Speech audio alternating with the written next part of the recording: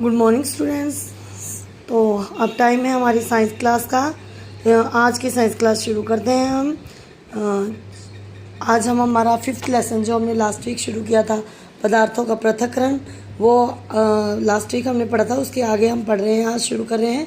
देखिए, last week हमारा lesson था पदार्थों का पृथक्करण, यानी कि विभिन्न पदार्थों से अशुद्धियों को अलग करना।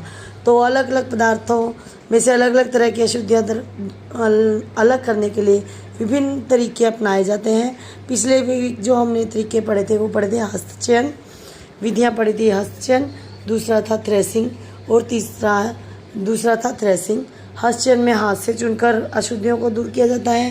थ्रेसिंग में जो है भूसे से अनाज को अलग किया जाता है। तीसरी विधि जो है वो है निष्पावन। निष्पावन विधि में क्या किया जाता है स्टूडेंट्स? निष्पावन विधि में अनाज को या किसी भी पदार्थ को, मिश्रण को किसी प्लेट या चौड़े बर्तन में डालकर उसे तिरछा करके हवा में कंधे की ऊंचाई तक उठाकर थोड़ा तिरछा करके उसको धीरे धीरे फिसलाते हैं, जिससे कि वो अलग हो जाता है। देखिए बेटा, इस तरह से इसमें उड़ाते हैं ना छाछ से। देखा होगा आप लोगों ने, घरों में भी आपकी मम्मा जो है वो छाछ से कई बार ही गेहूँ साफ़ करते हैं। तो उस क्रिया को निष्पावन कहते हैं, जब हवा द्वारा मिश्रण के दो अवयवों को अलग अलग किया जाता है। उसके बाद नेक्स्ट जो टॉपिक है, ये निष्पावन हमने कर लिया है। नेक्स्ट जो विधि है वो है चालन विधि। चालन विधि में क्या किया जाता है बेटा? छलनी से छान कर अशुद्धियाँ जो है अलग की जाती है। जैसे कि हम घरों में आटा छान कर आटे में से कूड़ा अलग करते हैं, ऐसे ही जब वो मकान बना रहे होते हैं तो वो रेता या बजरी जो छान कर उसमें से बड़े कंकर जो है वो पृथक किए जाते हैं। देखिए बेटा, इस चित्र में साफ दिखाई दे रहा है किस तरह से ये पृथक कर रहे हैं। अशुद्धियाँ जो वो चालन विधि से पृथक की जा रही हैं। उसके बाद है अवसादन। ये हो गई हमारी चालन विधि। उसके बाद है अवसादन, निस्तारण और निष्पंदन विधि। कभी कभी कुछ ऐसे मिश्रण होते हैं जिन्हें निष्पावन और हस्तचयन द्वारा अलग नहीं किया जा सकता, चालन विधि द्वारा भी अलग नहीं किया जा सकता। ऐसी चीज़ों को अलग करने के लिए अवसादन, निस्तारण और निष्पंदन विधि उपयोग में लाई जाती है। तो सबसे पहले हम पढ़ेंगे अवसादन विधि। बेटा, अवसादन विधि में क्या होता है? मिश्रण को जल में मिलाने पर जो भारी अवयव हैं वो नीचे बैठ जाते हैं और जो हल्के हैं वो ऊपर आ जाते हैं।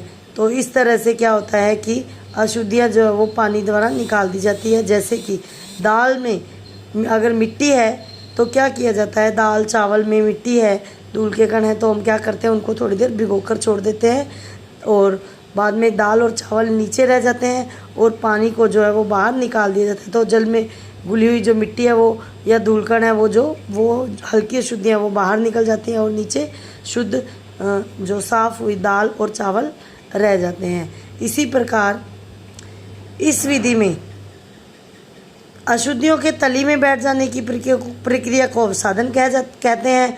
और जो जैसे जल को हम निकाल देते हैं चावल और दाल में से, उस विधि को निस्तारण विधि कहते हैं। और निष्पंदन विधि जो है, ये जो जल जो इस प्रकार अशुद्ध जो सामग्री है वो नीचे बैठ जाती है, अशुद्धियाँ ऊपर पानी में घुल दी जाती है और उसे अलग कर लिया जाता है, ये निस्तारण विधि कहा जाता है। जैसे कि कई बार क्या होता है, तेल और जल इस तरह की दो चीज़ें आपस में मिल जाती हैं, तो क्या किया जाता है? उसको कुछ देर के लिए छोड़ दिया जाता है। तेल जो है वो हल्का होता है, पानी भारी होता है। तेल जो है वो ऊपर आ जाता है और पानी नीचे रह जाता है। और इस तेल को बर्तन को टेढ़ा करके तेल जो है अलग बर्तन में निकाल दिया जाता है, पृथक कर लिया जाता है। उसके बाद है निष्पंदन विधि। निष्पंदन विधि में क्या किया जाता है बेटा? निष्पंदन का मतलब है छानना। छानना, जैसे कि हम चाय बनाते हैं, चाय में से उसकी पत्ती छलनी द्वारा छानते हैं, वो निष्पंदन कहलाता है। ठीक है। तो अब ये आज हमारी